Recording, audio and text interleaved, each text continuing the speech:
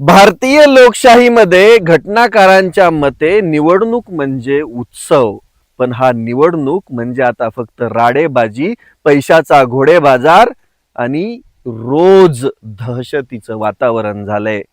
या देशामध्ये निवडणूक आयोग नेमका कशासाठी आहे हा सामान्य माणसाला प्रश्न पडायला लागलाय. निवडणूक आयोगाला कोणाची उपमा द्यावी हाच प्रश्न आमच्या समोर उभा आहे. निवडणूक आयोगाला म्हणावं तमाशा लावलाय तर तमाशाचा पण अपमान होईल.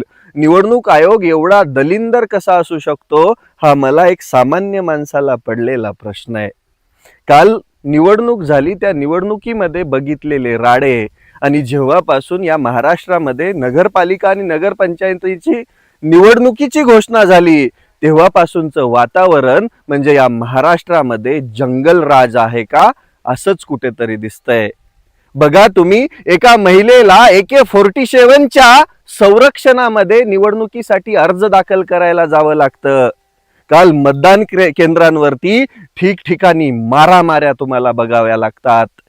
ठिकठिकाणी पैशाचा महापूर आलेला तुम्हाला दिसतो. अरे साध्या नगरपालिका आणि नगरपंचायतीच्या इलेक्शन मध्ये जर एवढा पैसा वाटला जात असेल तर मुख्य निवडणुकांमध्ये काय होत असेल हा सामान्य माणसाला पडलेला आज प्रश्न आहे. अरे निवडणूक आयोग म्हणजे या देशाची स्वायत्त संस्था, या देशाचं भवितव्य ठरवणारी संस्था. निवडणूक आयोग म्हणजे लोकशाहीचा आत्मा, जीव. पण तो निवडणूकच आयोगच आज भांडगुळासारखं वागतोय.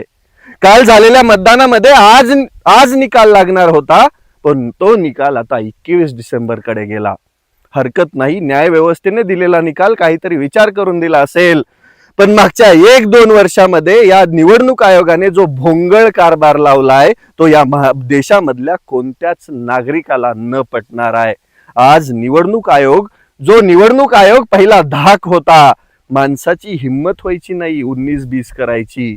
पण आज कित्येक ठिकाणी फक्त पैशांमुळे, पैशाच्या महापुरामुळे घोडे बाजार बघायला भेटतोय. निवडणुकींच्या आधी मतदारांना प्रलोभन देऊन, पैसे देऊन मतं घेतली जातात. याच्यावरती पण निवडणूक आयोग काहीच बोलत नाही.